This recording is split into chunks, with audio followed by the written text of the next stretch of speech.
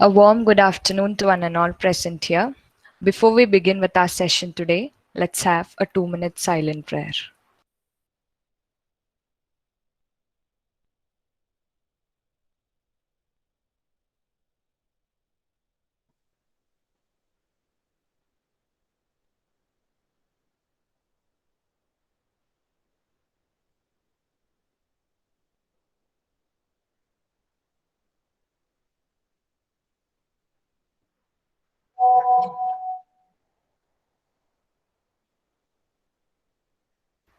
Now, I call upon Simi Xavier, HOD of Commerce Department, to render the welcome address.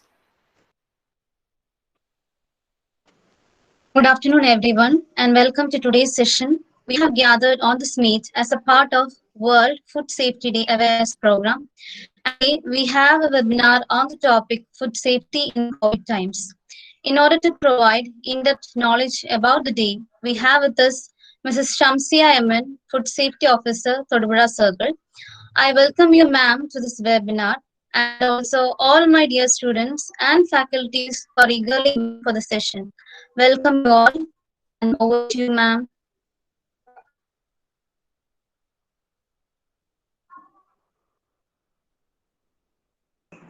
Hello, ma'am.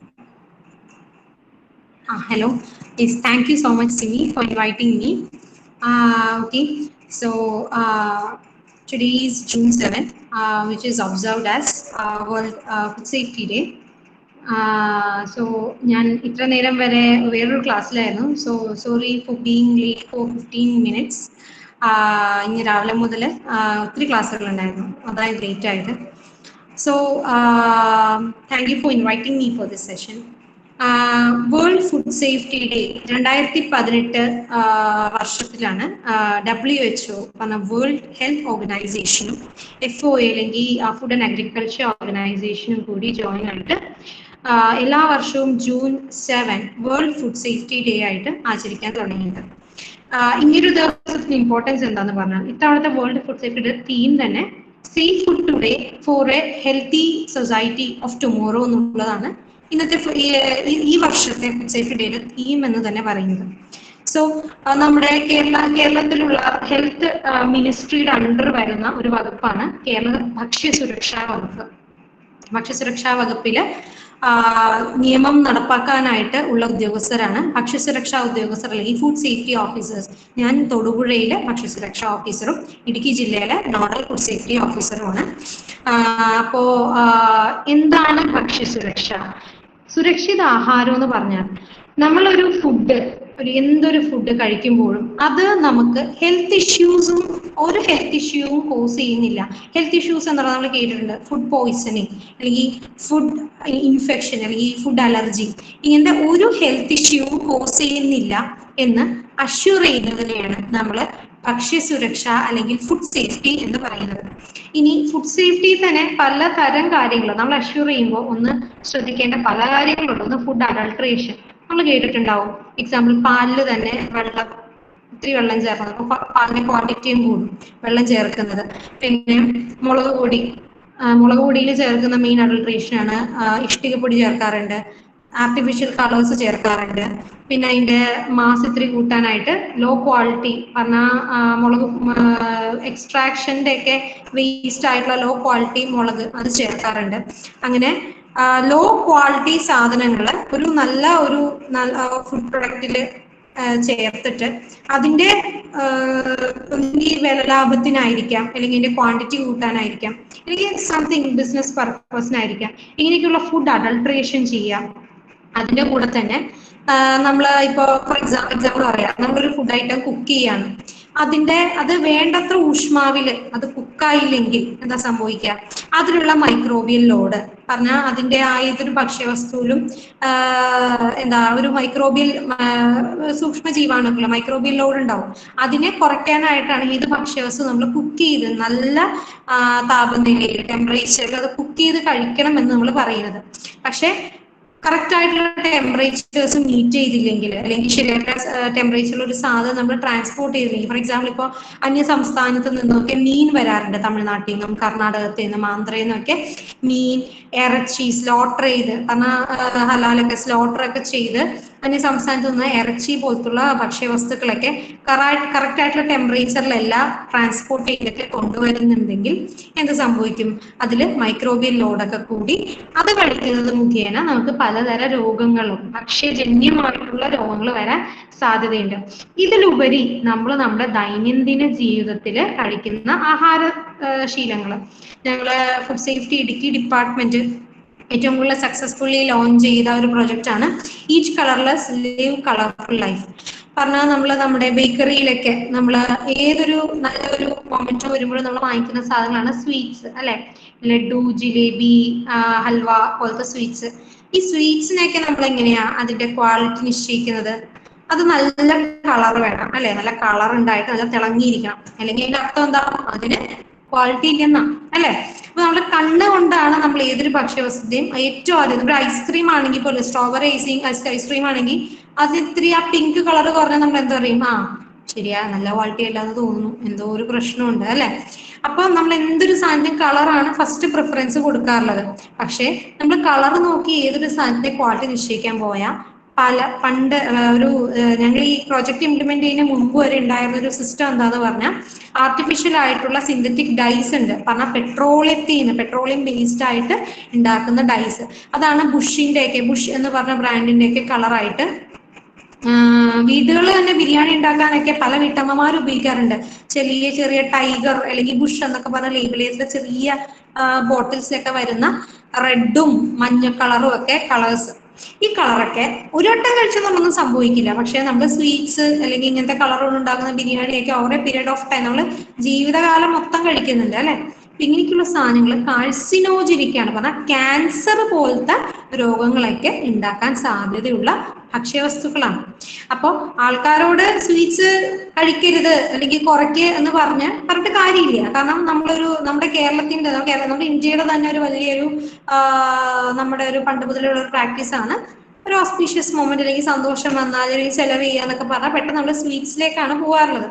അപ്പോൾ അതുകൊണ്ടാണ് പല ബേക്കറീസിലും colour കുറക്കാൻ പറഞ്ഞു. പക്ഷെ കളർ കുറച്ചപ്പോൾ ബേക്കറീസ് ഒക്കെ നമ്മളൊന്ന് തിരിച്ച് കംപ്ലൈന്റ് പറഞ്ഞു, അവർക്ക് ബിസിനസ് മോശമാവുന്നു. അപ്പൊ മിക്ക ഇതിലും നമ്മൾ ഇംപ്ലിമെന്റ് ചെയ്ത ഒരു പ്രോജക്റ്റ് ആണ് നാച്ചുറൽ കളേഴ്സ്. പറഞ്ഞാൽ റെഡ് ചില്ലീസിൽ നിന്നും അതുപോലെ തന്നെ പച്ചിലകളിൽ നിന്നും അതുപോലെ തന്നെ പലതരം സാധനങ്ങളിൽ നിന്നും എക്സ്ട്രാക്ട് ചെയ്തെടുത്ത കളേഴ്സ് ഉണ്ട്. അങ്ങനെയുള്ള കളേഴ്സ് ഇത്തിരി വില കൂടുതലാണ്, കാരണം നാച്ചുറൽ കളേഴ്സ് ആണ്. നാച്ചുറൽ ഫ്രൂട്ട്സിൽ നിന്നും അല്ലെങ്കിൽ ഇലകളിൽ നിന്നൊക്കെ പൂവിൽ നിന്നൊക്കെ എക്സ്ട്രാക്ട് ചെയ്തിട്ടുള്ള കളർ വില കൂടുതലാണ്. എന്നാൽ അങ്ങനെയുള്ള ലഡു, ജിലേബി നാച്ചുറൽ കളേഴ്സിൽ നിന്ന് ഉണ്ടാക്കുമ്പോൾ നമുക്ക് സൈഡ് എഫക്ട്സ് ഒന്നും കോസ് ചെയ്യുന്നില്ല. അതുപോലത്തെ ബേക്കറീസിലൊക്കെ ലേബൽ ചെയ്യാൻ പറഞ്ഞിട്ടുണ്ട്, ദാറ്റ് ഇവിടെ നാച്ചുറൽ കളർ ചെയ്യുന്ന ഉണ്ടാക്കിയ സാധനങ്ങളാണ് ലേബൽ ചെയ്യുന്നൊക്കെ. ചെറിയൊരു മാറ്റം വന്ന് തുടങ്ങിയിട്ടുണ്ട്. ഏതൊരു മാറ്റവും പതുക്കെയാണ് സൊസൈറ്റിയിലേക്ക് വരുന്നത്. അപ്പോൾ പറഞ്ഞു പറഞ്ഞാൽ നമ്മുടെ ഭക്ഷണ ശൈലികള് ഇപ്പൊ തന്നെ വീട്ടിൽ തന്നെ നമ്മളിപ്പോ കോവിഡ് ആയിട്ടൊക്കെ പലരും വീട്ടിലാണ്, അല്ലെ?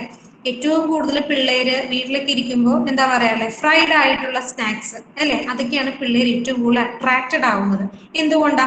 കാരണം നമുക്ക് വായക്കായുള്ള രുചി എന്താ? ഇത്തിരി കൂടിയ സാധനങ്ങൾ അല്ലെങ്കിൽ ഇത്തിരി എണ്ണയിൽ വറുത്ത സാധനങ്ങൾ, അല്ലെ? സ്വീറ്റ്സ്, ഇതൊക്കെയാണ് പിള്ളേർക്ക് ശരിക്കും അട്രാക്ട് ആവുന്നത്. പക്ഷെ എന്താ സംഭവിക്കുക? ചെറുപ്പത്തിൽ തന്നെ ഇന്നത്തെ കാലഘട്ടത്തിലുള്ള ആൾക്കാർക്ക് ഒബിസിറ്റി. നമ്മൾ വിചാരിക്കുമേ നമുക്കിപ്പോ 10-22 വയസ്സുള്ളൂ അല്ലെങ്കിൽ 20 വയസ്സുള്ളൂ അല്ലെങ്കിൽ 15-16 വയസ്സ് കഴിഞ്ഞിട്ടുള്ളൂ, ഇതൊന്നും വരില്ല. തെറ്റായിട്ടുള്ള ധാരണയാണ്. ഇന്ന് യങ്സ്റ്റേഴ്സ് തന്നെ വളരെയധികം ഡയബറ്റിസ്, അതുപോലെ തന്നെ പ്രഷർ, കൊളസ്ട്രോൾ, ഈ രോഗലക്ഷണങ്ങളൊക്കെ കണ്ടു തുടങ്ങിയിട്ടുണ്ട്. കാരണം നമ്മുടെ ചേഞ്ചിങ് ഫുഡ് ഹാബിറ്റ്സ് ആണ്. പണ്ടൊക്കെ നമ്മുടെ കേരളത്തിലേക്ക് തനതായ ഭക്ഷണ ശൈലികളുണ്ട്, അല്ലെ? നമ്മുടെ പുട്ട്, ഇടിയപ്പം, ഇഡ്ഡലി ഇതുപോലത്തുള്ള ഭക്ഷണത്തിന്റെ പ്രത്യേകത എന്താ? ആവിയിൽ വേവിച്ചതാ. എണ്ണയുടെ അംശം വളരെ കുറവാണ്. അതുപോലെ തന്നെ അതിന്റെ കൂടെ കഴിക്കുന്ന ചപ്പാത്തി ആയാലും അതിന്റെ കൂടെ കഴിക്കുന്ന കറി എന്താ? പയറുകറി, പരിപ്പ് കറി, കടല, അല്ലെങ്കിൽ മീറ്റ് ആയാലും എന്താ? പ്രോട്ടീനും കാർബോഹൈഡ്രേറ്റിനെ കറക്റ്റ് ആയിട്ടുള്ള പ്രൊപ്പോർഷനിലാണ് നമ്മൾ ആ ഓരോ ഫുഡ് ഐറ്റവും കഴിച്ചുകൊണ്ടിരുന്നത്.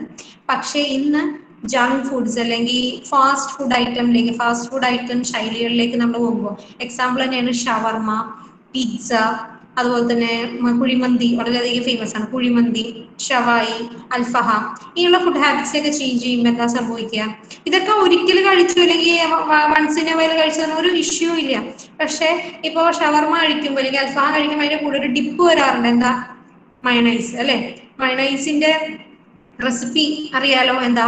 മുട്ടയുടെ വെള്ളയില് ഒരു സിട്രിക് ആസിഡോ അല്ലെങ്കിൽ വിനീഗറോ അതിന്റെ കൂടെ ഇത്തിരി സൺഫ്ലവർ ഓയില്, ഉപ്പ്, ഗാർലിക് ഇതൊക്കെ ഇട്ട് അടിക്കുന്ന ഒരു എമൽഷൻ ആണ് എന്താ? മയണൈസ് എന്ന് പറഞ്ഞ ഡിപ്പ് അല്ലെ? ആ ഡിപ്പ് ഒന്ന് ചൂടാക്കണ പോലും ഇല്ല. നമ്മൾ പച്ച മുട്ടയാണ് കഴിക്കുന്നത് അതില്.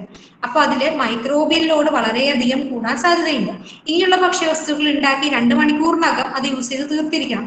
അല്ലെങ്കിൽ അതിലുള്ള പ്രിസർവേറ്റീവ് ചേർക്കണം. പ്രിസർവേറ്റീവ് ചേർക്കാത്ത പക്ഷം അത് പല ഫുഡ് സേഫ്റ്റി കേസും നമുക്ക് വരാറുള്ള ഇതില് ഏറ്റവും കൂടുതൽ ഒരു വില്ലനാണ് മയണൈസ് എന്ന് പറയുന്നത്. കാരണം മയണൈസ് ചിലവര് ഹോട്ടലിൽ നിന്ന് പാഴ്സൽ വാങ്ങിച്ചിട്ട് വീട്ടിലേക്ക് കൊണ്ടുപോകും.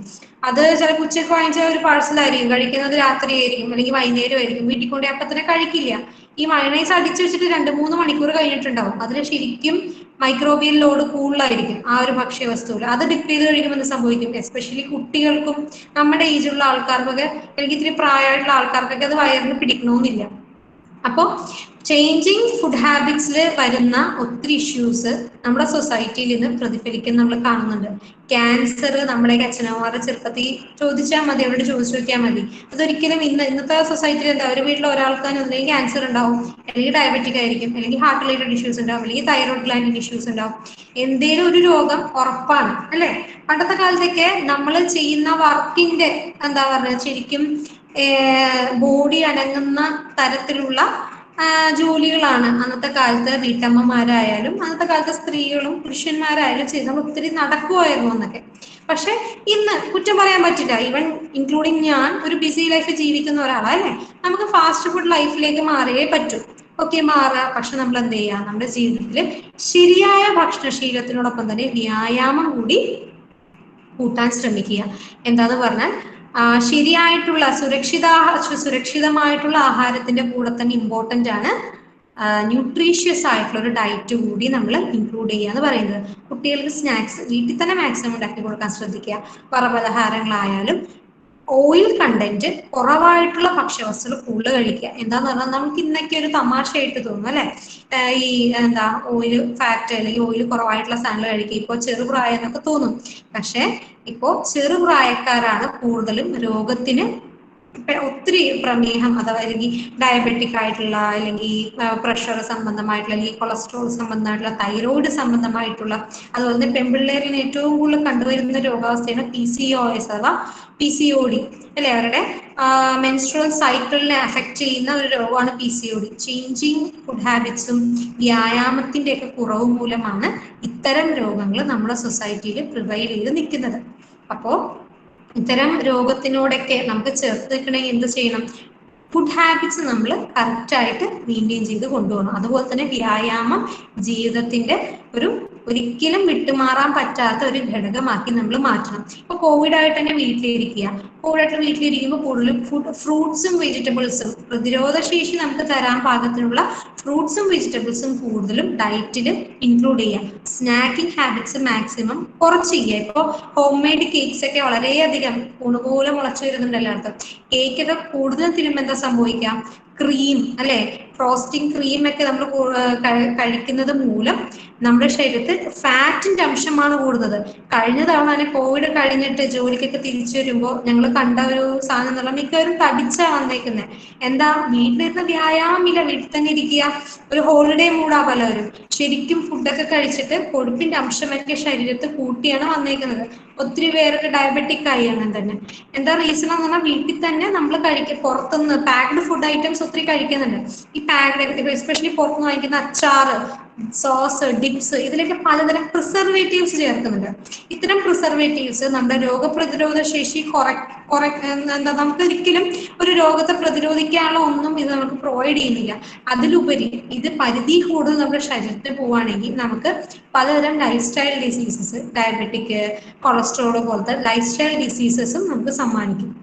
അതുകൊണ്ട് വീട്ടിൽ തന്നെ ഹെൽത്തി ആയിട്ടുള്ള ഫുഡ് ഹാബിറ്റ്സ് ശീലിക്കുക. ആവിയിൽ വേവിച്ച ഭക്ഷണങ്ങൾ കുറെ കഴിക്കുക. ഒരു ദിവസം മിനിമം 8 ഗ്ലാസ് വെള്ളമെങ്കിലും കുടിക്കണം. കാരണം വെള്ളമാണ് നമ്മുടെ ശരീരത്തിലെ ടോക്സിൻസിനെ വാഷ് ഔട്ട് ചെയ്ത് കളയുന്നത്, എക്സ്ക്രീറ്റ് ചെയ്ത് പുറത്തേക്ക് കളയുന്നത്. വെള്ളം നമ്മുടെ ശരീരത്തിൽ കുറവാണ് പോകുന്നെങ്കിൽ നമ്മുടെ ശരീരത്ത് നമ്മുടെ ലിവറും കിഡ്നിയൊക്കെ വർക്ക് ചെയ്യുമ്പോൾ ഇവരുടെ ഫങ്ഷനിങ്ങിനെ എഫക്ട് ചെയ്യും. വെള്ളത്തിന്റെ എമൗണ്ട് കുറവാണ്. കാരണം വെള്ളം കുറെ കുടിക്കുക. അടുത്തതാണ് ഇപ്പോ വീട്ടിൽ തന്നെ ഫ്രൂട്ട്സിന്റെ ഇപ്പൊ ഫ്രൂട്ട്സിൽ തന്നെ സീസണൽ ആയിട്ടുള്ള ഇപ്പൊ എന്താണോ സീസൺ അങ്ങനെയുള്ള ഫ്രൂട്ട്സ് സെലക്ട് ചെയ്യുക. അങ്ങനെയുള്ള ഫ്രൂട്ട്സ് വാങ്ങിച്ചു കഴിക്കുക. അല്ലാതെ ഇപ്പൊ മുന്തിരിയുടെ സീസൺ അല്ല എന്ന് പറഞ്ഞ ഇപ്പൊ മാർക്കറ്റിൽ വന്ന മുന്തിരി തന്നെയായിരിക്കും എവിടെന്നോ വേറെ എവിടെന്നോ അവിടുത്തെ സീസണൽ ആയിട്ടുള്ള ഒരു ഫ്രൂട്ടാണ് വന്നേക്കുന്നത്. നമ്മുടെ ഇവിടെ ഇപ്പൊ സീസൺ ഇതാ മാങ്ങ ഇപ്പൊ ഒരു സീസണാണ്. ചക്ക ഇപ്പൊ സീസൺ കഴിയാറായി, എന്നാൽ ഇപ്പോ സ്റ്റിൽ ചക്കയുണ്ട്. പിന്നെ റംബൂട്ടാൻ, അതൊക്കെ പ്ലംസ്, അതൊക്കെ ഇപ്പോ ഈ ഒരു ടൈമില് സീസണൽ ഫ്രൂട്ടാണ്. ഇപ്പോഴത്തെ സീസണൽ ഫ്രൂട്ട്സ് പപ്പായ, എല്ലാ സീസണിലും അവൈലബിൾ ആയിട്ടുള്ള ഫ്രൂട്ടാണ് പപ്പായ. Vitamin E, vitamin C, vitamin A എല്ലാം നല്ല രീതിക്ക് അടങ്ങിയിട്ടുള്ള ഒരു ആഹാരമാണ് പപ്പായ. ഇങ്ങനത്തെയൊക്കെ ഫ്രൂട്ട്സ് മാക്സിമം ഡയറ്റിൽ ഇൻക്ലൂഡ് ചെയ്യാനായിട്ട് ശ്രദ്ധിക്കുക. ഇനി ഭക്ഷ്യസുരക്ഷ എന്നത് നമ്മളിപ്പോ പുറത്ത് പോയി ഇപ്പോ ഞങ്ങളുടെ മെയിൻ ഫുഡ് സേഫ്റ്റി ഓഫീസറിന്റെ മെയിൻ ഡ്യൂട്ടി എന്താന്ന് പറഞ്ഞാൽ ഭക്ഷണം ഉണ്ടാക്കുന്ന എല്ലാതരം സ്ഥാപനങ്ങൾ, പറഞ്ഞ ഹോട്ടൽസ്, സൂപ്പർ മാർക്കറ്റ്, പഴം പച്ചക്കറി കടകള്, മത്സ്യശാലകള്, മീറ്റ് വിൽക്കുന്ന കടകള്, അതുപോലെ ഫുഡ് ഇൻഡസ്ട്രീസ് പറഞ്ഞാൽ ഈ ഇത് എന്താ മുളക് പൊടി, മസാലപ്പൊടികൾ, സ്പൈസിന്റെ ഇൻഡസ്ട്രീസ്, അതുപോലെ എല്ലാതരം ഫുഡ് ഉണ്ടാക്കുന്ന ഇൻഡസ്ട്രീസ് എല്ലായിടത്തും പോയി ഇൻസ്പെക്ടിങ് ചെയ്യല്, അവിടെ നിന്ന് സാമ്പിൾസ് എടുക്കല്, ലാബിൽ പരിശോധനയ്ക്ക് കൊടുക്കല്, കേസ് ആയതായിട്ടുള്ള സ്ഥാപനങ്ങൾക്കെതിരെ കേസ് എടുക്കല്, കോടതിയിൽ ഹാജരാകൽ, ഇതൊക്കെ നമ്മുടെ ഡ്യൂട്ടിയുടെ ഒരു ഭാഗമാണ്. പക്ഷെ ഇതൊക്കെ ചെയ്യുകയാണെങ്കിൽ കൂടി നമ്മൾ പുറത്ത് ഫുഡ് സേഫ്റ്റി ഇംപ്ലിമെന്റ് ചെയ്യാനുള്ള നമ്മൾ വീട്ടിൽ തന്നെ വേണം അതിന്റെ സ്റ്റെപ്സ് തുടങ്ങാൻ. ഇപ്പൊ കോവിഡ് ഒക്കെ അല്ലേ, വീട്ടിൽ തന്നെ നിൽക്കുമ്പോൾ നമ്മൾ എന്തൊരു ഫുഡായിട്ട് ഉണ്ടാക്കുമ്പോൾ എക്സസ് വരും. എന്ത് ഫുഡായിട്ട് എക്സസ് വരും നമ്മൾ എവിടെയാണ് കൊണ്ടുപോയി സ്റ്റോർ ചെയ്യാറുള്ളത്? വീട്ടിലെ ഫ്രിഡ്ജിലാണ് കൊണ്ടുപോയി വെക്കാറുള്ളത്. നമ്മൾ ഫ്രിഡ്ജ് ശരിക്കും നമ്മളൊന്ന് നിരീക്ഷിച്ചിട്ടുണ്ടോ? നമ്മൾ എന്തൊക്കെ ഫുഡ് ഐറ്റം അവിടെ കൊണ്ടുപോയി വെക്കുന്നത്? എക്സാമ്പിൾ പറയാം. ഇപ്പോ ഇന്ന് ഉണ്ടാക്കിയ ഒരു പൊട്ടറ്റോയുടെ ഒരു കറി, നമ്മൾ പൊട്ടറ്റോ കറി കൊണ്ടുപോയി അടച്ചില്ല, തുറന്ന് തന്നെ കൊണ്ടുപോയി വെച്ചു. അതിന്റെ തൊട്ടടുത്ത് തന്നെ മീൻ, മാർക്കറ്റിൽ ഇതിപ്പോ വാങ്ങിച്ചിട്ട് കൊണ്ടുവന്ന മീൻ കൊണ്ടുവന്ന് വെച്ചു. അതിന് തൊട്ടടുത്ത് തന്നെ അതിന് തൊട്ട് താഴത്തെ റാക്കില് ഇത്തിരി പൊട്ടറ്റോ തക്കാളിയും പച്ചമുളകും ഒക്കെ വാങ്ങിച്ചിട്ട് എല്ലാം കൊണ്ട് അങ്ങനെ തന്നെ കയറ്റി. ഒരു ചവറ് പോലത്തെ ഐറ്റംസ് ആ ഫ്രിഡ്ജിൽ നിന്ന് ഒരു വീട്ടിലെ ഫ്രിഡ്ജ് പോയി തുറന്നൊക്കെ തോറും ചിലപ്പോൾ കഴുകിയിട്ടുണ്ടാവില്ല. ഏത് ഫ്രിഡ്ജ് ആയാലും ആഴ്ചയിൽ ഒരിക്കലെങ്കിലും ഫ്രിഡ്ജ് കഴുകണം. എന്താന്ന് പറഞ്ഞാൽ ഇന്നത്തെ കാലത്ത് ഏറ്റവും കൂടുതൽ വീട്ടിൽ യൂസ് ചെയ്യപ്പെടുന്ന ഒരു ഉപകരണമാണ് ഫ്രിഡ്ജ്, അല്ലെ? അപ്പോ എന്ത് സംഭവിക്കും? നമ്മൾ ഇങ്ങനെ കുക്കായിട്ടുള്ള ഭക്ഷണവും കുക്ക് ചെയ്യാത്ത ഭക്ഷണവും അടുത്തടുത്ത് വെച്ചാൽ ഈ കുക്ക് ചെയ്യാത്ത പറഞ്ഞ പച്ച മാംസം അല്ലെങ്കിൽ പച്ചമീൻ പോലത്തെ ഭക്ഷ്യവസ്തുക്കളില് മൈക്രോബിയൽ ലോഡ്, സൂക്ഷ്മ രോഗാണുക്കളുടെ ലോഡ് വളരെയധികം കൂടുതലാണ്. ഇത് നമ്മൾ അതിന്റെ തൊട്ടടുത്ത് തന്നെ കുക്ക് ചെയ്ത ഒരു സാധനമാണ് വെക്കുന്നെങ്കിൽ അവിടെ നിന്ന് ഇങ്ങോട്ടേക്ക് മൈക്രോബിയൽ ട്രാൻസ്ഫർ ഉണ്ടാവും. ഇതുമൂലം ക്രോസ് കണ്ടാമിനേഷൻ എന്ന് പറഞ്ഞൊരു പ്രക്രിയ, ഒരു പ്രോസസ്സ് നടക്കുന്നുണ്ട്. ഇത് നമ്മുടെ ശരീരത്തിന് ദൂഷ്യകരമായിട്ടുള്ള ഫുഡ് ഇൻഫെക്ഷൻ, ഈ ഫുഡ് അലർജി അല്ലെങ്കിൽ ഫുഡ് പോയിസണിങ് ഒക്കെ ഉണ്ടാകും. അപ്പോൾ അതൊന്നും ഉണ്ടാവാതിരിക്കാനായിട്ട് എന്ത് ചെയ്യുക? വീട്ടിലെ ഫ്രിഡ്ജ് എപ്പോഴും ക്ലീൻ ആയിട്ടാണ് നമ്മൾ വെച്ചേക്കുന്നത്. എന്ത് കുക്ക് ചെയ്ത സാധനവും കൃത്യമായി അടച്ച് ആയിട്ടുള്ള ഒരു കണ്ടെയ്നറിലാണ് വെച്ചേക്കുന്നത്, സൂക്ഷിക്കുക. അതുപോലെ തന്നെ ഫ്രീസർ, എപ്പോൾ നമ്മൾ പുറത്തുനിന്ന് മാർക്കറ്റിൽ നിന്ന് മീനോ പച്ചക്കറിയോ മീനായാലും ഇറച്ചിയായാലും കൊണ്ടുവന്ന് നേരെ കൊണ്ട് എവിടെ കയറ്റാറുന്നത്? ഫ്രീസറിലാണ് കയറ്റാറുള്ളത്. ആ ഫ്രീസറിൽ തന്നെയാണ് നമ്മൾ എന്തും വെക്കാറുള്ളത്? ഐസ് ട്രേസിൽ പെട്ടെന്ന് ഐസ് ക്യൂബ്സും വെക്കാറുള്ളത്, അല്ലെ? അപ്പൊ ഈ പച്ച മാംസത്തിന്റെ കൂടെ തന്നെ ഐസ് ഇരിക്കുന്ന എന്ത് സംഭവിക്കും? ഇവിടെ നിന്നുള്ള മൈക്രോബ്സ് അങ്ങോട്ടേക്ക് പോയിട്ടുണ്ട്, അതിന്റെ കൂടെ തന്നെ ഒരു ദുർഗന്ധം, അല്ലെ? ഇതും അങ്ങോട്ടേക്ക് പോയിട്ടുണ്ട്. ഇതൊന്നും ശ്രദ്ധിക്കാതെ ആയിരിക്കും പെട്ടെന്ന് ഒരു ജ്യൂസ് ഉണ്ടാക്കുമ്പോൾ നമ്മൾ കൊണ്ടുപോയി ഐസ് അതിക്കൊണ്ടേ ഇടുന്നത്. അപ്പൊ ഇങ്ങനെയൊക്കെയുള്ള ബേസിക് കാര്യങ്ങൾ ശ്രദ്ധിക്കുക. മാംസം വെക്കുമ്പോൾ ഒരിക്കലും അതിന്റെ തൊട്ടടുത്തുകൊണ്ടുവന്ന് ഐസ് പോലത്തെ സാധനങ്ങൾ വെക്കാതിരിക്കാനായിട്ട് ശ്രദ്ധിക്കുക. ഇപ്പൊ കോവിഡിന്റെ ടൈമാണ്, എപ്പോഴും പുറത്ത് പോകുമ്പോഴൊക്കെ നമ്മളെപ്പോഴും മാസ്കും സാനിറ്റൈസറും ഇപ്പൊ നമ്മുടെ ജീവിതത്തിന്റെ ഒരു ഭാഗമാണ്. പുറത്തുപോയി വരുമ്പോഴും കൈ കഴുകിയിട്ട് വേണം ഏതൊരു ഭക്ഷ്യവസ്തുവും നമ്മുടെ പ്രിപ്പറേഷനായിട്ട് വരാനായിട്ട്. എന്താ പറഞ്ഞാൽ രോഗാവസ്ഥ കൂടിക്കുന്ന സമയമാണ്. വീട്ടിൽ തന്നെ ഇമ്മ്യൂണിറ്റി ബൂസ്റ്റ് ചെയ്യുന്ന, ഇമ്മ്യൂണിറ്റി കൂടുന്ന രീതിക്കുള്ള ഭക്ഷ്യവസ്തുക്കൾ കൂടുതൽ ഉണ്ടാക്കാൻ ശ്രദ്ധിക്കുക. കാരണം ഇപ്പൊ നാരങ്ങ ജ്യൂസ്, നാരങ്ങ വിറ്റമിൻ സി വളരെയധികം അടങ്ങിയിട്ടുള്ള ഒരു ഫുഡ് ഐറ്റമാണ്. അതൊക്കെ പിന്നെ ഹോട്ടലിൽ നിന്നുള്ള പുറം ആഹാരങ്ങൾ മാക്സിമം ഈ സമയത്ത് കുറയ്ക്കുക. എന്താന്ന് പറഞ്ഞാൽ വീട്ടിൽ തന്നെയുള്ള ഭക്ഷണശീലങ്ങൾ കൂട്ടുക. Packet food items, snacks Lay's, Cheetos അല്ലെങ്കിൽ കുറുക്കുറെ പോലത്തെ സ്നാക്കിംഗ് ഐറ്റംസ് മാക്സിമം കുറയ്ക്കുക. ഹെൽത്തി ആയിട്ടുള്ള സ്നാക്കിംഗ് ഹാബിറ്റ്സ് ലൈക്ക് ഇപ്പോൾ യോഗേർട്ട്, അതൊക്കെയെന്ന് പറഞ്ഞാൽ ശരീരത്തിൽ പ്രോബയോട്ടിക്സ്, നമുക്ക് ശരീരത്തിന് വേണ്ട രീതിയിലുള്ള മൈക്രോബ്സ് പ്രൊവൈഡ് ചെയ്യുന്ന പ്രോബയോട്ടിക് ആയിട്ടുള്ള ഫുഡ് ഐറ്റം ആണ്. അങ്ങനെയൊക്കെയുള്ള സ്നാക്കിംഗ് ശീലങ്ങളിലേക്ക് നമ്മൾ മാറുക. സ്റ്റീംഡ് ഫുഡ്സ് കൂടുതൽ കഴിക്കുക. എണ്ണ, കൊഴുപ്പ് അതുപോലത്തെ ഭക്ഷ്യവസ്തുക്കൾ കൂടിയ ആഹാരങ്ങൾ കുറയ്ക്കുക. ബേക്കറിയിൽ നിന്ന് പോയി നമ്മൾ സാധനം വാങ്ങിക്കുമ്പോഴും കളർ കൂടിയതായിട്ട് നമുക്ക് തോന്നുകയാണെങ്കിൽ, ഇതിപ്പോ കളർ കൂടുതൽ, ഇപ്പം ബേക്കറീസിലേക്ക് നമ്മൾ പോകുമ്പോൾ തന്നെ ഇൻസ്പെക്ഷൻ പോകുമ്പോഴത്തേ നമ്മൾ അവരോട് തന്നെ പറയാറുണ്ട്, ഒന്നെങ്കിൽ നാച്ചുറൽ കളറിലേക്ക് മാറുക, അല്ലെങ്കിൽ ആർട്ടിഫിഷ്യൽ കളർ ആണെങ്കിൽ കളർ കുറച്ച രീതിക്കുള്ള സാധനങ്ങൾ ഉപയോഗിക്കുക എന്നുള്ളത് ഒത്തിരി ചെയ്യാറുണ്ട്. പക്ഷെ ആൾക്കാരുടെ നമ്മുടെ സമൂഹത്തിന്റെ ഒരു അപ്രോച്ച് എന്താന്ന് പറഞ്ഞാൽ കളറ് കൂടിയ ഭക്ഷ്യവസ്തുക്കളാണ് ഏറ്റവും കൂടുതൽ ഇഷ്ടം. ആ ഒരു സിനാരിയോ പതുക്കെ നമുക്ക് മാറാനായിട്ട് ശ്രദ്ധിക്കുക. എസ്പെഷ്യലി അൽഫഹാം, ചിക്കൻ 65 ഒക്കെ വാങ്ങുമ്പോൾ നല്ല റെഡ് കളർ ഇരിക്കുകയാണെങ്കിൽ കഴിക്കാതിരിക്കുക. എന്താണെന്ന് അതിൽ ആർട്ടിഫിഷ്യൽ കളർ ചേർത്തിട്ടുണ്ട്. അത് ക്യാൻസർ പോലത്തെ രോഗങ്ങളും അതുപോലെ തൈറോയ്ഡ് ഗ്ലാൻഡിൻ ഇഷ്യൂസ് ഒക്കെ കോസ് ചെയ്യാൻ കാരണമാണ്. ഇനി ഈ MSG അഥവാ അജിനോമോട്ടോ എന്ന ചില പേരിൽ അറിയുന്ന MSG ഇതുപോലത്തെ സാധനങ്ങളൊക്കെ കഴിക്കുമ്പോൾ കുട്ടികൾ ഹൈപ്പർ ആക്ടിവിറ്റി എന്ന, ഇപ്പോഴത്തെ കുട്ടികൾക്ക് ഹൈപ്പർ ആക്ടിവിറ്റി ഭയങ്കര, ഒരു സ്ഥലത്ത് വെറുതെ ഇരിക്കില്ല, ഭയങ്കര ഹൈപ്പർ ആക്റ്റീവ് ആവര്. അത് MSG അഥവാ ഉപ്പ് അല്ലെങ്കിൽ ആർട്ടിഫിഷ്യൽ കളേഴ്സ് കൂടുതൽ അടങ്ങിയ ഭക്ഷ്യവസ്തുക്കളൊക്കെ ഹൈപ്പർ ആക്ടിവിറ്റി കോസ് ചെയ്യും എന്നൊരു സ്റ്റഡി പ്രൂവ് ചെയ്തിട്ടുണ്ട്. അപ്പോൾ മാക്സിമം ഹെൽത്തി ആയിട്ടുള്ള ഈറ്റിംഗ് ഹാബിറ്റ്സിലേക്ക് മാറുക. വീട്ടിൽ തന്നെ നമ്മുടെ വെള്ളം ഏറ്റവും കൂടുതൽ നമ്മളിപ്പോൾ തിളപ്പിച്ചല്ലാത്തൊരു വെള്ളം കുടിക്കുമ്പോൾ എന്താ സംഭവിക്കുന്നത്, അതിന് മൈക്രോബിയൽ ലോഡ് ശരിക്കും കൂടുതലാണ്. തിളപ്പിച്ചാറ്റിയ വെള്ളം കൂടുതലും കുടിക്കാനായിട്ട് ശ്രദ്ധിക്കുക. ഐസൊക്കെ വെക്കുമ്പോൾ ഫ്രിഡ്ജിൽ വൃത്തിയായിട്ടുള്ള രീതിയിൽ വെക്കാനും ശ്രദ്ധിക്കുക. മീനൊക്കെ വാങ്ങിക്കുമ്പോൾ നമ്മളൊരു ഫിഷ് സ്റ്റോളിൽ പോകുമ്പോൾ, മീൻ വാങ്ങിക്കാൻ പോകുമ്പോൾ മെയിനായിട്ട് ശ്രദ്ധിക്കേണ്ട കാര്യം എന്താണ്, മീനിൽ നല്ല രീതിക്ക് ഐസ് ഉണ്ടോ എന്ന് ശ്രദ്ധിക്കുക. കാരണം മീൻ അവർ വിൽക്കാനിട്ടേക്കുക, ഇപ്പൊ വെയിലത്തായിരിക്കും ചിലപ്പോൾ ആ സ്റ്റോൾ ഇരിക്കുന്നത്, അല്ലെങ്കിൽ വെയിൽ എക്സ്പോസ് ആയ രീതിക്കായിരിക്കും ഇരിക്കുന്നത്. വെയിൽ എക്സ്പോസ് ആയ രീതിക്കാണ് ഇരിക്കണേലും അല്ലേലും മീനിൽ 1 കിലോ മീൻ, നിയമം നിഷ്കർഷിക്കുന്നത് 1 കിലോ മീനിന് 1 കിലോ എന്ന രീതിയിൽ ഐസ് വേണമെന്നാണ്. ഐസ് ഇല്ലാത്ത മീൻ കഴിക്കുക എന്നാണ്. അതിൽ ചില സമയം വല്ല അലർജിക് റിയാക്ഷൻ കോസ് ചെയ്യുന്ന എന്തെങ്കിലും ഒരു കാര്യം അത്തരം മീൻ കഴിക്കും വരെ ഉണ്ടാകും. അതുകൊണ്ട് എപ്പോഴും ഐസ് ശരിക്കും ഇട്ട മീൻ വേണം വാങ്ങിക്കാനായിട്ട്. ഇനി ഇത്തിരി മോശമാണ് എന്ന് തോന്നുകയാണെങ്കിൽ അഡ്ജസ്റ്റ് ചെയ്ത് വാങ്ങിക്കാതിരിക്കുക. ടേസ്റ്റ് ഇത്തിരി വ്യത്യാസം തോന്നി കഴിക്കാതിരിക്കുക. അങ്ങനെയുള്ള ഇപ്പൊ മീനൊക്കെ തന്നെ ചില സമയത്ത് മുറിക്കുമ്പോഴേക്ക് ഡൗട്ട് ഇരിക്കുമ്പോൾ എൻ്റെ അവിടേക്കുള്ളവർ അപ്പൊ തന്നെ ഫോട്ടോ എടുത്ത് വാട്സപ്പിൽ നമ്പർ ഷെയർ ചെയ്യാറുണ്ട്. അവർക്ക് അപ്പത്തെ നമ്പർ വാട്സപ്പ് അപ്പൊ തന്നെ അയക്കാം, മാഡം ഇത് കഴിക്കാവോ, നമുക്കൊരു ഷെയർ പറഞ്ഞില്ല, പ്രശ്നമാണ്, കഴിക്കേണ്ട, എവിടെ നിന്നാണോ വാങ്ങിച്ചത് അവരുടെ പേര് പറഞ്ഞുതരിക, കംപ്ലൈന്റ് ചെയ്യുക അങ്ങനെയുള്ള കടകൾക്ക് അഗേൻസ്റ്റ്. എന്ന് പറഞ്ഞാൽ മോശം ഭക്ഷണശീലങ്ങൾ മൂലം നമ്മുടെ ശരീരത്തിൽ ഓൾറെഡി നമുക്ക് നന്നായിട്ട് പ്രതിരോധ ശേഷിയൊക്കെ വേണ്ട ഒരു സാഹചര്യമാണ് ഇപ്പൊ നിലനിൽക്കുന്നത്. അപ്പോൾ ശരിയായ ഭക്ഷണശീലം വഴി നമുക്ക് ഈ കോവിഡിന്റെ ഈ സമയത്ത് നല്ല രീതിക്ക് പോകാനായിട്ട് സേഫ് ആയിട്ടുള്ളതും അതുവഴി ന്യൂട്രീഷ്യസ് ആയിട്ടുള്ള ഭക്ഷണശീലങ്ങളിലേക്ക് നമ്മൾ മാറണം. അപ്പോൾ ആർക്കെങ്കിലും എന്തെങ്കിലും ഭക്ഷ്യസുരക്ഷാ റിലേറ്റഡ് എന്തെങ്കിലും സംശയം ചോദിക്കുകയാണെങ്കിൽ ചോദിക്കും.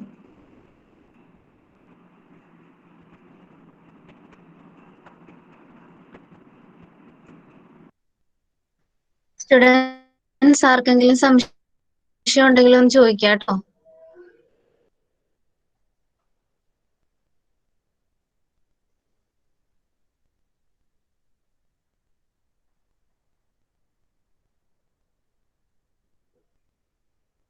മാം, ഈ കോവിഡിന്റെ സിറ്റുവേഷനിൽ ഏതൊക്കെ ടൈപ്പ് ഫുഡ്സ് ആണ് ഫോളോ ചെയ്യേണ്ടത് ഇപ്പൊ കോവിഡ് ഒക്കെ അഫക്ട് ചെയ്ത ആൾക്കാര്? നല്ലൊരു ക്വസ്റ്റ്യൻ ആണ്. ഇപ്പൊ കോവിഡ് ഒക്കെ നമുക്ക് വന്നു, കോവിഡ് ഒക്കെ കഴിഞ്ഞ ഒരു സാഹചര്യം ഏറ്റവും കൂടുതൽ ധാന്യങ്ങളും പയറുവർഗ്ഗങ്ങളും, ഫോർ എക്സാമ്പിൾ ഇപ്പൊ ചോറ്, ഇപ്പൊ ധാന്യങ്ങളുടെയും പയറുവർഗ്ഗങ്ങളുടെയും കോമ്പിനേഷൻ പ്രത്യേകത കറക്റ്റ് എമൗണ്ട് ഓഫ് കാർബോഹൈഡ്രേറ്റും പ്രോട്ടീനും അടങ്ങിയിട്ടുള്ള, അതുപോലെ തന്നെ നമ്മൾ ചെറുപയർ അല്ലെങ്കിൽ കടല അതുപോലെ തന്നെ ഭക്ഷ്യവസ്തുക്കളുടെ പ്രത്യേകത പ്രോട്ടീനും മിനറൽസും ശരിയായ അനുപാതത്തിൽ അതിലുണ്ട്. അതുപോലെ തന്നെ ചെറുപയറൊക്കെ ആണെങ്കിൽ മുളപ്പിച്ചതായിട്ടുള്ള പയറുവർഗ്ഗങ്ങൾ കൂടുതലും കഴിക്കുക. വിറ്റമിൻ സിയുടെ എമൗണ്ട് മുളപ്പിച്ച ഭക്ഷ്യവസ്തുക്കളിൽ കൂടുതലാണ്, മുളപ്പിക്കാത്തതായിട്ട് കമ്പയർ ചെയ്യുമ്പോൾ. മുളപ്പിച്ച ഭക്ഷ്യവസ്തുക്കൾ കൂടുതൽ കഴിക്കുക, ധാന്യങ്ങളും പയറുകളും ഒത്തിരി കഴിക്കുക, മീനൊക്കെ ഫ്രഷ് ആണെങ്കിൽ മാത്രം കഴിക്കുക, ഫ്രൂട്ട്സും വെജിറ്റബിൾസും മാക്സിമം ഇൻക്ലൂഡ് ചെയ്യുക ഡയറ്റിൽ. അത് അതുപോലെ തന്നെ പച്ചക്കറികളിലാണ് ഇലക്കറികൾ പറഞ്ഞപ്പോൾ തന്നെ മുരിങ്ങ ചീര, അതുപോലെ തന്നെ ഇത് എന്താ പയറ് പറഞ്ഞ പയറ്, ബീൻസ് അതുപോലത്തുള്ള വെജിറ്റബിൾസ് കൂടുതൽ ഇൻക്ലൂഡ് ചെയ്യുക. മഷ്റൂം വളരെ നല്ലൊരു വെജിറ്റബിൾ ആണ്, കാരണം പ്രോട്ടീൻ നന്നായിട്ട് അടങ്ങിയിട്ടുള്ള ഒരു ഭക്ഷ്യവസ്തുവാണ് മഷ്റൂം എന്ന് പറയുന്നത്. എണ്ണ കൂടുതൽ അടങ്ങിയ ഇപ്പൊ കേക്ക്, അതുപോലെ തന്നെ പേസ്ട്രീസ്, കേക്ക്, സ്വീറ്റ്സ് ഇതൊക്കെ മാക്സിമം കുറയ്ക്കുക. കൂടുതലും പ്രിപ്പയർ ചെയ്ത ധാന്യങ്ങള്, പയറുവർഗ്ഗങ്ങള്, മീറ്റ് വളരെ നല്ലതാ. ഇപ്പോ അത് പറയാം, അത് ഒരു ഇമ്പോർട്ടന്റ് കാര്യമാണ്. നമ്മുടെ ഇടയിലുള്ള ഒരു തെറ്റിദ്ധാരണയാണ് ചിക്കൻ കഴിച്ചാല് ഹോർമോൺ കൂടുതലാണ്, അതുകൊണ്ട് ചിക്കൻ അധികം കഴിക്കരുത്, ചിക്കൻ കഴിച്ചാൽ തടിക്കും അല്ലെ. തെറ്റായിട്ടുള്ള ഒരു ധാരണയാണ് നമ്മുടെ സൊസൈറ്റിയിലുള്ളത്. എന്താന്ന് പറഞ്ഞാൽ ചിക്കനില് ശരിയാണ് ഹോർമോൺ, ചെറിയൊരു കോഴിയിൽ ഹോർമോൺ കുത്തിവെച്ചാണ് ചിക്കൻ വലിയൊരു ചിക്കൻ ആവുന്നത്. പെട്ടെന്ന് വളരാൻ വേണ്ടിയാണ് ഹോർമോൺസ് കുത്തിയിടുന്നത്. പക്ഷേ 45 ദിവസത്തെ വിഡ്രോവൽ പീരീഡിന് ശേഷം, കാരണം ആ ഹോർമോണിന്റെ എഫക്റ്റ് വിഡ്രോവൽ, ഇത്ര ദിവസം ഒരു ഹോർമോണിന് വിഡ്രോവൽ പീരീഡ് ഉണ്ട് പറഞ്ഞാൽ അത്രയും ദിവസത്തിന് ശേഷം പിന്നെ ആ ഹോർമോണിന് ആ ഇറച്ചിയിൽ ഇതുണ്ടാവില്ല, ഒരു എഫക്റ്റ് ഉണ്ടാവില്ല. അതിനുശേഷമാണ് ഏതൊരു ചിക്കനും നമുക്ക് മാർക്കറ്റിലേക്ക് അത് വിൽക്കാൻ വരുന്നത്. അപ്പൊ ചിക്കൻ കഴിക്കുന്നത് മൂലമല്ല നമ്മൾ തടി വയ്ക്കുന്നത്. ആ ചിക്കൻ കുക്ക് ചെയ്യുമ്പോൾ നമ്മൾ ഒത്തിരി അമിതമായ എണ്ണയുടെ യൂസേജ്, അല്ലെങ്കിൽ അമിതമായിട്ട് കൊഴുപ്പ് അല്ലെങ്കിൽ കളേഴ്സ് ഒക്കെ ഇടുന്നത് മൂലമാണ് ചിക്കൻ കഴിക്കുന്നതിന് പ്രശ്നം ഉണ്ടാകുന്നത്. അല്ലെങ്കിൽ ചിക്കനിൽ ഹോർമോൺ ഉണ്ട് എന്ന് പറഞ്ഞ ഒരു വാർത്ത വളരെ തെറ്റാണ്.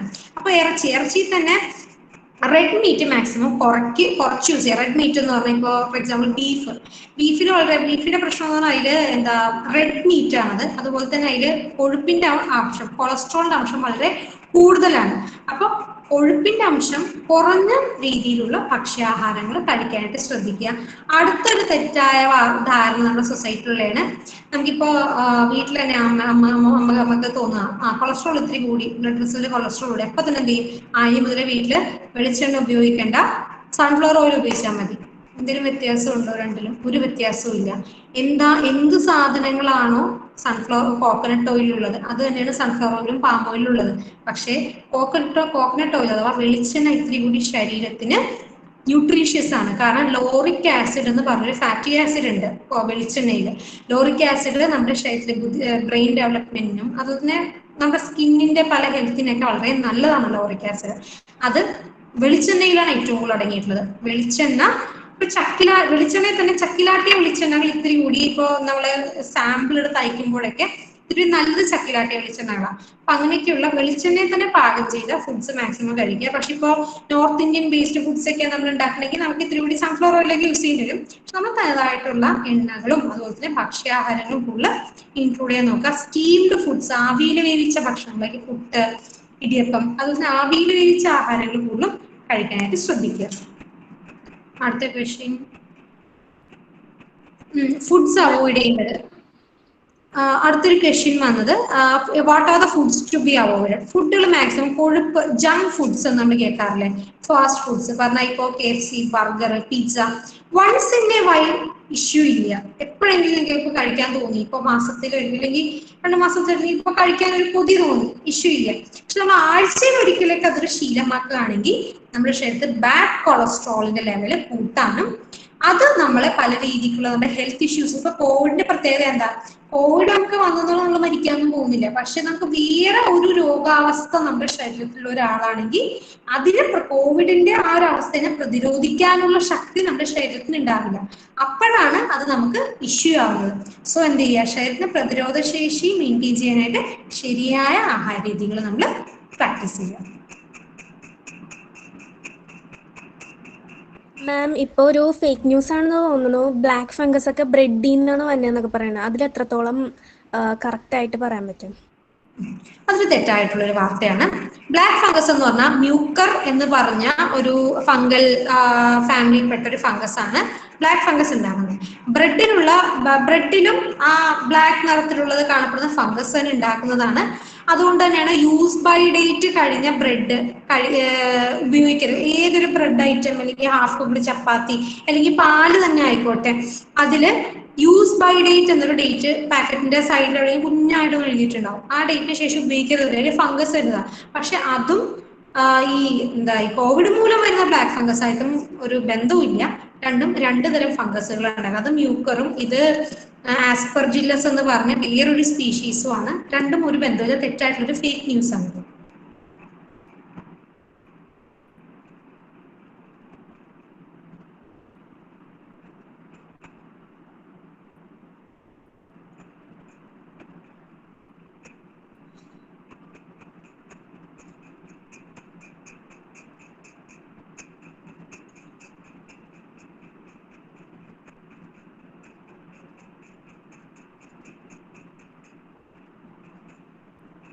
മാം ഇമ്മ്യൂണിറ്റി കുറെ കൂട്ടാൻ കുറെ ഡ്രിങ്ക്സ് ഒക്കെ ഇപ്പൊ നമ്മ യൂട്യൂബിൽ നോക്കിയിട്ടുണ്ടെങ്കിൽ കുറെ ഡ്രിങ്ക്സ് ഒക്കെ കാണിക്കുന്നുണ്ട്. അതില് എത്രത്തോളം സത്യമുണ്ട്? ശാസ്ത്രീയമായിട്ട് സത്യം പറഞ്ഞാൽ തെളിയിച്ചിട്ടില്ല അതുപോലത്തെ ഡ്രിങ്ക്സ് കഴിച്ചാൽ. സയന്റിഫിക് ബേസിസ് ഇല്ല അതിനൊന്നും. പക്ഷെ ഇപ്പോ നമ്മുടെ നാടൻ വിദ്യ വഴികൾ ഇപ്പോ എന്താ പറയുക, പല ഹെൽത്ത് ഡ്രിങ്ക്സിലും അടങ്ങിയിരിക്കുന്ന ഇൻഗ്രീഡിയൻസ് എന്ന് പറഞ്ഞാൽ ചില ബയോ ആക്റ്റീവ് ആയിട്ടുള്ള സാധനങ്ങൾ നമുക്ക് പ്രൊവൈഡ് ചെയ്യുന്ന ടൈപ്പുള്ള സാധനങ്ങളാണ് അതിലുള്ളത്. എന്ന് പറഞ്ഞാൽ 100% നമുക്ക് അഷ്യൂർ ചെയ്യാൻ പറ്റില്ല അത് കഴിച്ചാൽ കോവിഡ് വരില്ല എന്നും അഷ്യൂർ ചെയ്യാൻ പറ്റില്ല. കോവിഡിന്റെ കേസ് നമുക്ക് ചെയ്യാൻ പറ്റുന്ന ഒറ്റൊരു കാര്യം പ്രിവെൻഷൻ മാത്രമേ ഉള്ളൂ. മാസ്ക് ശരിക്കും ധരിക്കുക, മാക്സിമം പുറത്തേക്ക് ആവശ്യമില്ലാതെ പോവാതിരിക്കുക. അല്ലാതെ ഒരിക്കലും ഫുഡിൽ നിന്ന് ട്രാൻസ്ഫർ ചെയ്യുന്ന ഒരു ഡിസീസും അല്ല കോവിഡ്. ഫുഡ് തന്നെയാണ് അതിനുള്ള മെഡിസിൻ എന്ന് നമുക്ക് പറയാനും പറ്റില്ല. കാരണം ഇത് മ്യൂട്ടേഷൻ വന്നിട്ട് പെട്ടെന്ന് പുറപ്പെട്ട ഔട്ട് ബ്രേക്ക് ആയിട്ടൊരു ഡിസീസാണ് കോവിഡ്. ഒരിക്കലും ഫുഡാണ് അതിന്റെ കോസ്, അല്ലെങ്കിൽ ഇന്ന കൂട്ടുള്ള സാധനങ്ങളൊക്കെ കഴിച്ചാൽ നമുക്ക് രോഗപ്രതിരോധ ശേഷി കൂട്ടാൻ പറ്റും എന്നതൊരു ശരിക്കും ഒരു സയന്റിഫിക് ബേസ് ഇല്ലാത്തൊരു കാര്യം തന്നെയാണ്. പക്ഷെ നമുക്ക് കഫ്സിനും കോൾഡും പറഞ്ഞാൽ ചുമ ജലദോഷം പോലത്തെ രോഗങ്ങൾ വരാതിരിക്കാനായിട്ട് നമ്മൾ പാരമ്പര്യമായിട്ട് ചെയ്തുകൊണ്ടിരുന്ന സംഭവങ്ങൾ യെസ് നമുക്ക് പ്രിവെൻഷൻ ആയിട്ട് ഇത് ഹെൽപ്പ് ചെയ്യും എന്ന് പറഞ്ഞാൽ കംപ്ലീറ്റ് ആയിട്ട് അതൊരു എന്തല്ല മരുന്നല്ല, മെഡിസിൻ ആയിട്ട് അത് ഉപയോഗിക്കാൻ പറ്റില്ല. ആന്റി ഓക്സിഡൻസ് ഇത്തിരി പ്രൊവൈഡ് ചെയ്യുമെന്ന് മാത്രമേ ഉള്ളൂ.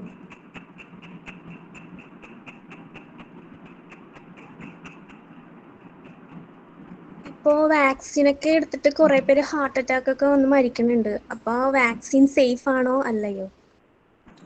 വാക്സിനേഷൻ എന്ന് ഇപ്പൊ എന്ത് കോവിഡിനെന്നല്ല ഏത് വാക്സിനേഷനും ഒരു എന്താ പറയണേ, വാക്സിനേഷൻ വരുമ്പോൾ നമ്മൾ എന്താ വാക്സിനേഷനിലില്ല അതേ വൈറസിനെ അതിന്റെ ഒരു ഇനാക്റ്റീവ് ഫോമിനെ നമ്മുടെ ശരീരത്തിൽ കുത്തിവെക്കുമ്പോൾ നമ്മുടെ ശരീരം അതിന് എഗെയിൻസ്റ്റ് പ്രവർത്തിക്കും. അപ്പോഴാണ് നമുക്ക് ചെറുതായിട്ട് പനി വരുന്നത്, തലവേദന വരുന്നത്. വാക്സിനേഷൻ എടുത്ത പിറ്റേ ദിവസം മിക്കവർക്കും തലവേദന, പനി അസുഖങ്ങൾ വരുന്നുണ്ടാ. നമ്മുടെ ശരീരം ആ ഒരു വൈറസ് കയറി എന്ന് നമ്മുടെ ശരീരത്തിന് മനസ്സിലായത്, നമ്മുടെ ശരീരം അതിനനുസരിച്ച് പ്രവർത്തിക്കണയാണ് ആ പനി അല്ലെങ്കിൽ ആ ഒരു തലവേദന പോലത്തെ അവസ്ഥ ഉണ്ടാക്കുന്നത് അല്ലെ. പക്ഷേ ഇതേ വൈറസ് തന്നെ മ്യൂട്ടേഷൻ സംഭവിച്ചാന്ന് വരുന്നെങ്കിൽ നേരത്തെ വാക്സിനേഷൻ എടുത്തപ്പോൾ കയറിയ ആളല്ല പുതിയ ആളാ വന്നേക്കുന്നത്.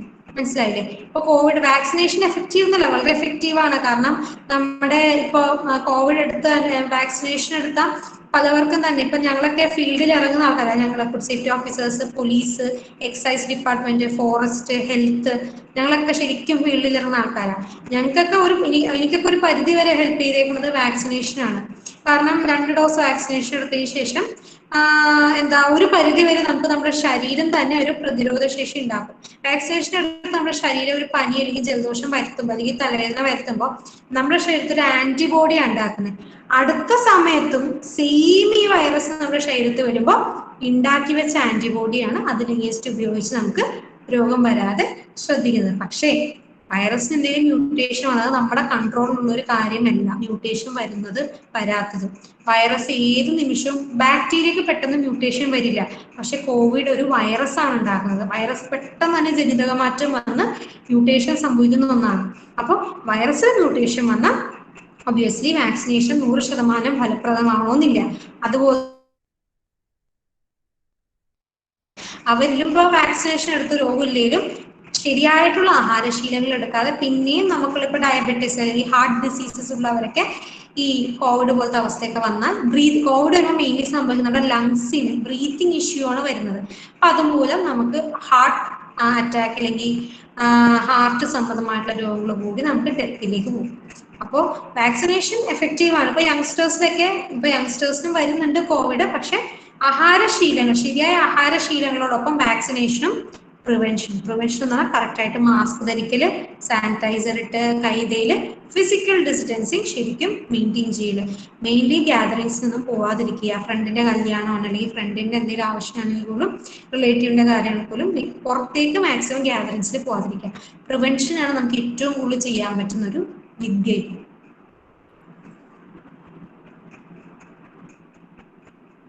ഈ കൊറോണ വൈറസ് ഈ കാറ്റിലൂടെയൊക്കെ സ്പ്രെഡ് ചെയ്യണമെന്ന് പറയണത് എത്രത്തോളം പ്രാധാന്യമുണ്ട്? സത്യമാണ്.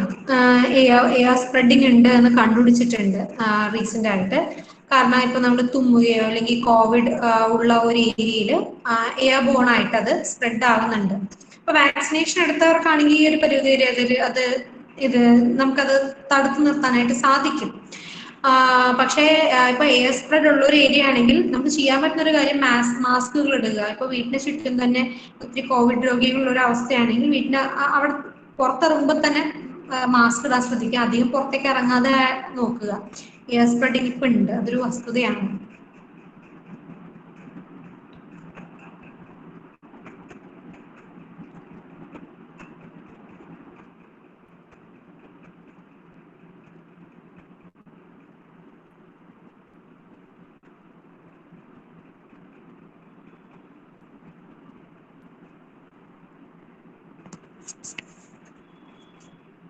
Students, any more doubt?